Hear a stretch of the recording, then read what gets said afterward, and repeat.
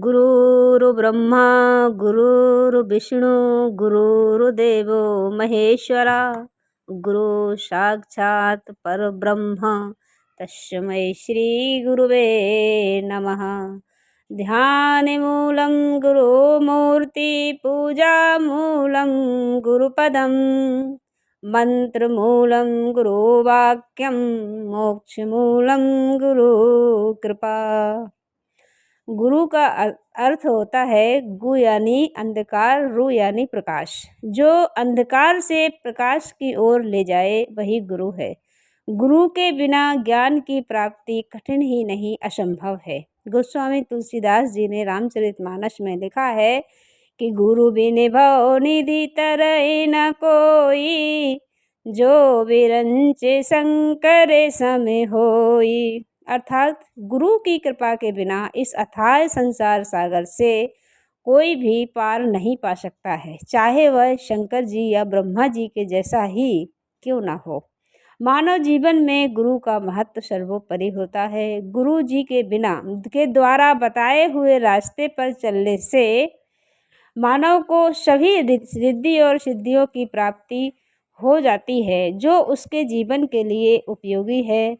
सनातन धर्म में गुरु शिष्य की परंपरा अति प्राचीन है। वैदिक काल में शैक्षिक ज्ञान प्रदान करने वाले ऋषि मुनि या आचार्य को गुरु कहा जाता है। गुरु के प्रति आदर सम्मान और अपनी कृतज्ञता व्यक्त करने के लिए आषाढ़ शुक्ल पूर्णिमा को गुरु पूर्णिमा का विशेष पर्व मनाया जाता है। इस बार यह पावन पर्व 10 जुलाई को मनाया जाएगा। भारतीय संस्कृति में गुरु को देवता माना गया है। गुरु को ब्रह्मा विष्णु एवं शंकर जी के समान माना गया है। वेद उपनिषद और पुराणों का प्रणयन करने वाले वेदव्यास जी को समस्त मानव जाति का गुरु माना जाता है। कुछ विद्वान लोगों का मानना है कि महर्षि वेदव्यास जी का जन्म आषाढ़ पूर्णिमा को हुआ था, इसलिए और उन्होंने चारों वेद 6 शास्त्र और 18 पुराणों की रचना एवं श्रीमद् भागवत पुराण को भी व्यक्त किया, इसलिए उनको समस्त मानव जाति का गुरु माना जाता है। बहुत से लोग इस दिन व्यास जी के चित्रपट का पूजन करते हैं और उनके द्वारा रचित ग्रंथों का भी पूजन करते हैं। बहुत से लोग मंदिर और मठों में आश्रमों में ब्रह्मलीन संतों की मूर्ति या समाधि की भी पूजा करते हैं। गुरु पूर्णिमा के दिन गुरु पूजन का विशेष महत्व होता है। यदि गुरु ब्रह्मलीन भी हो गए हैं तो उनकी छाया चित्र का या समाधि स्थल का या पादुका का आदि का पूजन भी विधिवत किया जाने का विधान है। धूप दीप अक्षत चंदन और नैवेद्य आदि से पूजन करना चाहिए। शास्त्रों का अध्ययन करना चाहिए। गुरु को इसीलिए कहा जाता है कि वह ज्ञानांजन शलाका से अज्ञान तिमिर का निवारण कर देते हैं। एक बच्चे को जन्म तो भले ही माता पिता देते हैं, किंतु उसको जीवन का अर्थ एवं इस अपार संसार के बारे में समझाने का कार्य गुरु करते हैं। गुरु को ब्रह्मा भी कहा जाता है, क्योंकि जिस प्रकार से वह जीव का सृजन करते हैं उसी प्रकार से गुरु शिष्य का भी सृजन करते हैं। इस परिप्रेक्ष्य में एक दोहा देखें कि गुरु कुमार घट शिष्य है, ओ गड़ी गड़ी मारे खोट, अंतर हाथ सहाय दे बाहर मारे चोट।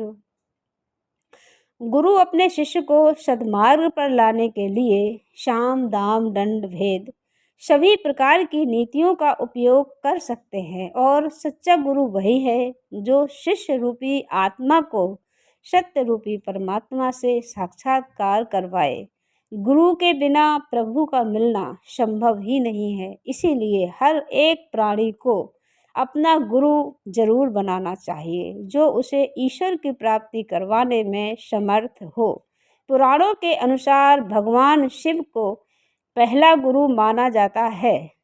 शनि व परशुराम इनके 2 शिष्य हैं। शिवजी ने ही सबसे पहले धरती पर सभ्यता व धर्म का प्रचार प्रसार किया था। इसीलिए उन्हें देवाधिदेव, आदि गुरु और महादेव भी कहा जाता है। आदि गुरु शिव ने शनि तथा परशुराम के साथ ये ज्ञान 7 लोगों को और दिया था, जो आगे चलकर सप्तऋषि कहलाए तथा इन्होंने आगे चलकर पूर्ण संसार में ये ज्ञान फैलाया, गुरु एवं शिष्य की परंपरा को आगे बढ़ाया। जीवन में जिस भी प्रकार की शिक्षा मिले वही गुरु की श्रेणी में आ जाता है। ऐसा ही एक प्रसंग श्रीमद् भागवत के अंतर्गत आता है कि दत्तात्रेय जी ने अपने जीवन में 24 गुरु बनाए थे। 24 लोगों से उन्होंने शिक्षा ग्रहण की थी। ऐसी ही परंपरा वेद व्यास जी के बारे में भी कही जाती है कि संपूर्ण वेद शास्त्रों पुराणों आदि के रचनाकार ने भी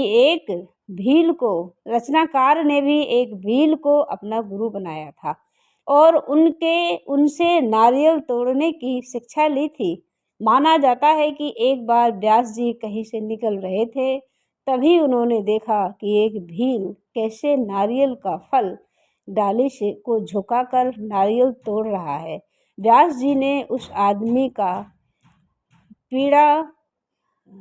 आदमी को प्रणाम किया, किंतु वह मिला नहीं। दूसरे दिन व्यास जी उसके घर पहुंच गए। घर पर उसका बेटा था।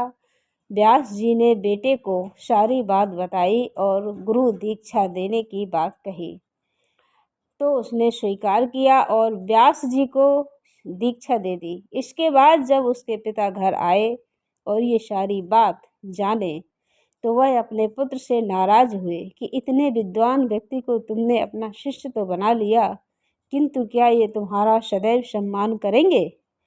पिता के द्वारा यह बात सुनकर उसने व्यास जी के आश्रम पर जाकर उनकी परीक्षा लेने का निश्चय किया। वह जब व्यास जी के दरबार में पहुँचे तो व्यास जी देखते ही अपने आसन से खड़े हो गए और प्रणाम करके चरणों को धोया, अपने आसन पर बिठाया, पूजन आदि किया। इससे वह प्रसन्न होकर लौटा तथा तभी से गुरु एवं शिष्य की परंपरा आरंभ हो गई।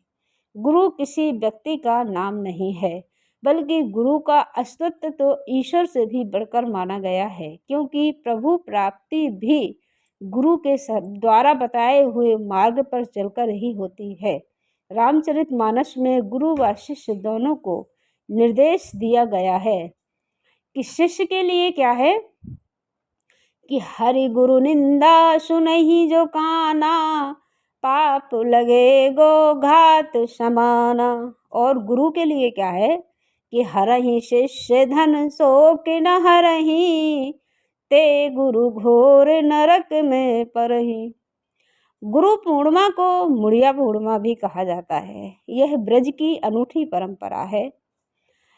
गुरु पूर्णिमा के दिन ही सनातन गोस्वामी जी ने महासमाधि ली थी। सिर मुड़वाकर रहने के कारण उनको मुड़िया बाबा कहा जाता है। उनके शोक में उनके अनुयायियों ने सिर मुड़वाकर शोभा यात्रा निकाली।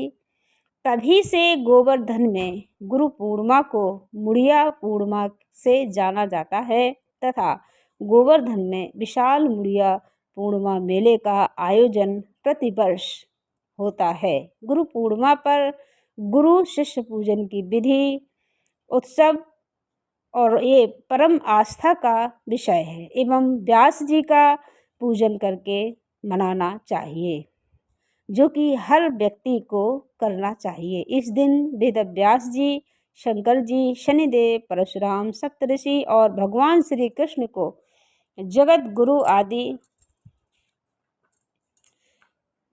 की पूजा करनी चाहिए।